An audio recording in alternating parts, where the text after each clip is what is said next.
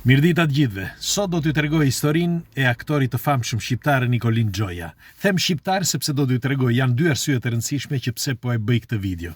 E para njëherë që Nikolin Gjoja ka lënë mbresa në publikun shqiptar. Por e dyta është ka qenë babai i shoqes time të ngushtë, i Aksinja Gjojës.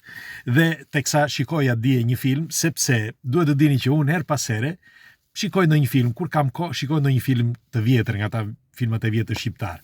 Më pëlqejnë të kinostudios Shqipëria e Re. Dhe do t'ju tregoj historinë sepse më kam mbetur në kujtes, unë kam bërë një dokumentar për jetën e Aksinjës, para Aksinja Gjoja, dhe aty ka treguar edhe për babain e saj, por një pjesë shumë të shkurtër. Nikolin Gjoja ishte italian, pra lindi në Brindisi të Italisë. Dhe Nikolin e kishin marrë në luftë, e morën në luftë për kundër gjermanëve dhe u gjend në Shqipëri gjatë asaj kohe. Ashtu siç edhe babai i Albanos, nëse keni dëgjuar. Dhe Nikolin Gjoja ishte i vogël. Ishte 16-17 vjeç kur shkoi e çuan për luftë në Shqipëri. Dhe ai qau sa që nuk e keni iden, sepse ishte i ri. Merreni mend një 16 vjeçar sot tiki ta marrësh ti e tiki nga shtëpia. Çfarë mund të ndodh? Atëherë ishte ndryshe, nuk ishte si sot. Fëmijët që të vegjël ishin shumë aktiv, ishin të mëdhenj që kur ishin të vegjël. Ishin të mëdhenj që kur ishin të vegjël, sepse ishte një kohë tjetër. Që kur ishin 4 apo 5 vjeç i merrnin dhe i çonin në punë, në fusha. Dhe nuk ishte si sot që i çonin në shkolla, shumë rrallë. Ishin ata vetëm të familjeve pasanike. Por ç'është e vërteta, kur është luftë, pra kur ka luftë, ti je i detyruar që të shkosh sepse të marrin që të shkosh në luftë. Në fakt ajo që i ndodhi dhe Nikolin Gjojës, sepse ai vinte nga një familje ekonomikisht ishin mirë. Por dëgjojeni, sepse është vërtet një histori e trisht. Dhe Nikolin Gjoja, kur e çuan në Shqipëri, edhe ndoshta me fjalë kur e morën në ushtri, ai edhe pse nuk donte të ikte, e morën dhe pastaj e keni parasysh luftrat si janë. Ai shpëtoi disa herë, shpëtoi nga disa predha. Dhe merreni me mend, në një, si e tregon Aksinja, në një rast teksa ai ishte me shokët e tij, u ngrit, e keni parasysh si ngrihesh që qëllon me armë, në momentin që ai u ngrit nga një pozicion që kishte dhe shkoi në një pozicion tjetër, shoku i tij i ngushtë mbeti atje, sepse do vinte edhe ai, e keni parasysh si ku të bjeri, nuk është se kështu ishte shkruar. Dhe atje ku ishte ai shoku i tij, shpërtheu dhe u vra shoku i tij. U bë copa.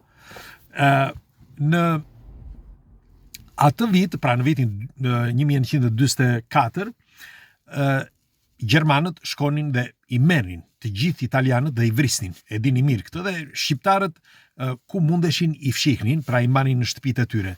Dhe ndodhi, po thuaj, në të gjithë Shqipërinë, ndodhi edhe me izraelitët, sepse izraelitët që gjendeshin në territorin shqiptar në atë kohë, gjermanët shkonin dhe i vrisnin. Dhe kjo ndodhi edhe me Nikolin Gjojën. Kërkonin që ta vrisnin, sepse nuk është se e dinin se ishte Nikolin Gjoja. Kërkonin ushtarët italian, sepse e dinin në një zonë që kishte ushtar italian. Dhe një familje e mori dhe e mbajti si fëmijën e tij, si kur ta kishte fëmijën e tyre. Dhe ishte i vogël, 18 vjeç, nuk ishte mbushur ende 18, 17 e pak. Dhe e morën e mbajtën në shtëpi. E bukura ishte që ai, pra Nikolin Gjoja, përveç se nuk fliste, nuk dinte të fliste shqip, ai bëri si Memec. Po, me një fjalë bënte sikur ishte Memec kur i kërkonin gjëra dhe e morën vesh edhe këta familjarët që duhet të bënte kështu, dhe kur shkuan gjermanët, sepse kërkonin në shtëpia, shkuan edhe tek shtëpia e këtyre që kishin 3-4 fëmijë, dhe pan që të gjithë ishin aty, ai me rrobat, kishte veshur rrobat të coptuara edhe bënte gjëra sikur ishte Memec. Dhe shpëtoi dhe ata i mbajti sikur, por ata ishin prindrit e tij. Në fakt ai i gjeti si prindrit e tij, sepse ndërsa në Itali nuk i dhan asgjë. vëllezërit e tij nuk i dhanë asgjë, kishte të ardhur, ndoshta Aksinja, shoqja ime, nuk do që t'i them këto gjëra, por mua më vjen keq sepse nuk është mirë ndonjëherë që edhe pse dikush nuk jeton dhe kur kthehet ti padyshim duhet japësh diçka, sepse i përket dhe atij. Pra, çfarë ndodhi?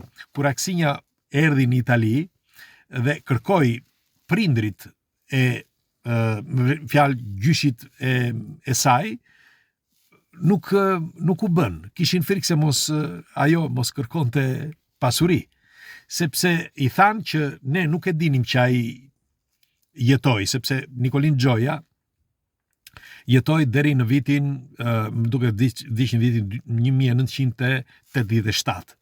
Dhe ka bërë filma që, sepse ai që i vogël u aktivizua në për filma, por më vonë do të them për filma, se ta mbyllim me diçka të bukur. Por kur erdhi Aksinja në Itali, ata i thanë ne nuk e dinim që ai kishte mbijetuar. Ç'lidhje ka? Okej, nuk e di që ishte mbijetuar, tani e di. Pra, në fund fare, edhe pse ata e morën vesh që ai kishte mbijetuar, nuk u afruan, nuk i dhan asgjë nga pasuria që kishte, dhe mbeti, me fjalë, ai jetoi me familjen që gjeti në Shqipëri dhe i donte marrëzisht ata, pra si prindrit e tij. Kur ai u njoh me aktoren, me maman e Aksinjës, u dashurua me njerë. Ishte, si të mund thuash, ishte jetim. Si përfundim, kur u fut në teatrin e Durrësit, fillimisht, ishte ai aktivizoi që i ri, po kur u fut në teatrin e Durrësit dhe filloi që të fliste shqip, aty të gjithë, një italian që fliste shqip, e keni parasysh si mund të ishte në atë kohë. Dhe e dini të gjithë. Në fakt ai e kontrollonin nga shërbimet sekrete, për sa më kanë thënë familjarët e tij. Pra, Aksinja. Dhe po s'kishte asgjë, sepse Nikolin Gjoja kishte gjetur familjen aty, pra gjeti atë familje, që ishte familje shqiptare, dhe ai, përveç se për më tepër, e donte marrëzisht bashkëshorten e tij, bën fëmijë e tjerë, por rolet që ka bërë Nikolin Gjoja janë të paharruar. Dhe ai filmi që pash pardje, unë e shikoj gjithmonë, filmi Kapedani, është një nga filmat më të bukur që më jep, nuk e di, më jep energji ai film. Nuk e di ju e keni para apo jo, por unë doja që t'ju tregoja historinë e Nikolin Gjojës për të thënë se si është jeta. Përveç se është një histori e bukur, sepse nga një ranë është e bukur, është e trisht nga një ranë, sepse që merreni mend ju të ndodh një luftë tani, të marrin për luftë dhe të të çojnë diku tjetër, se çfarë mund të ndodh. Dhe një i ri, 17 vjeç, 16-17 vjeç. Më duke se ka ndonjë qenë këtu afër, se më çmendi ky qeni, nuk e di e dëgjoni apo jo, dhe po thoshja të merrni një fëmijë tani, sepse quhen fëmijë tani, nuk quhen adoleshent, 18 vjeç, 17 vjeç. Dhe të shkojë në luftë, të shkojë në një vend tjetër, të filloj jetën nga e para, sa e rëndë është.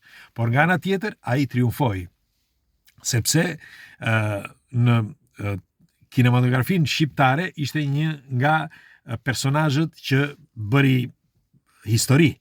Kështu që doja që ta rikujtoja edhe një herë, përveç se historisë së tij, por të kujtoja Nikolin Gjojën që filmi që pash pardje në Kapedani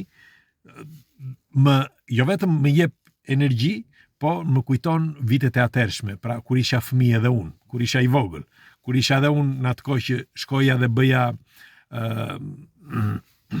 ushtrin.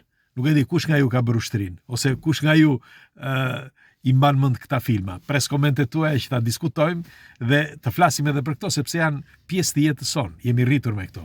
Pres, ju përqafoj.